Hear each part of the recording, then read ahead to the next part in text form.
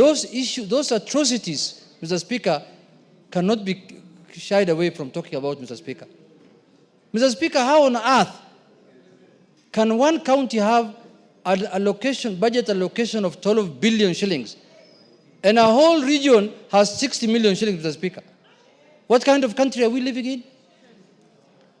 Mr. Speaker, the Budget and Appropriation Committee went around the country to do public participation. And they ended up agreeing that they are going to use 2 billion shillings to allocate to those counties that they have visited, Mr. Speaker. That amount ended up ballooning to 12 billion shillings, Mr. Speaker.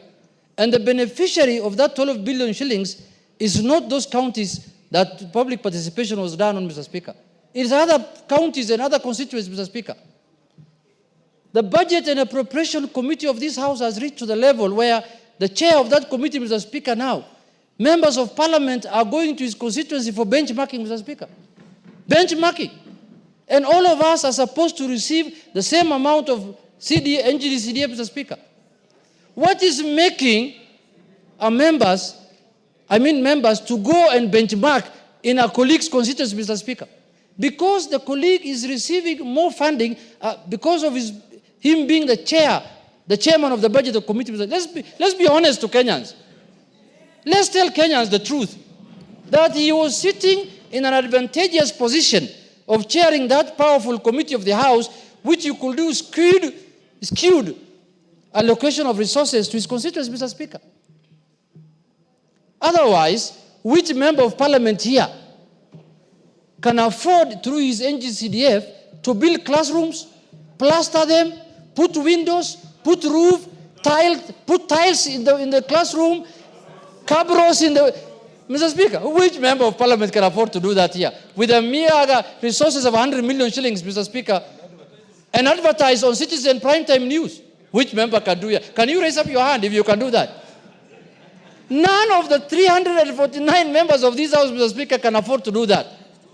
That can only be done by somebody who has access to bigger resources than any other member, Mr. Speaker. The Budget and Appropriation Committee did not start the other day. The distinguished leader of the majority party, Mr. Speaker, has been the chair of that committee for many years. And he has never done those things. I have been with him in this House. He has been very careful, and he has shared the resources of the country equitably, Mr. Speaker. I can say that without any fear of contradiction. Mr. Speaker, I want to remind members of this House, for those of us who have been here that time, who have been here for long, when the Budget Committee was chaired by Honorable, what was his name? The Member of Parliament from Embu, Mbere, the Reverend Mutava Musimi, Mr. Speaker. Members of that committee did the same thing they have done the last 2 years.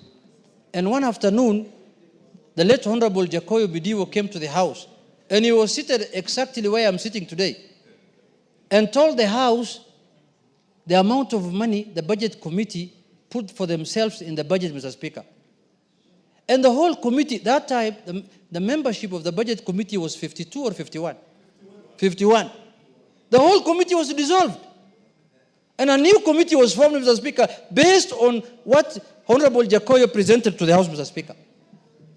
Mr. Speaker, if the Budget Committee does its business the way that the defunct committee has done, Mr. Speaker, the only option, the only solution, Mr. Speaker, that's available for this House is to convert the 349 members of this House into a Budget Committee.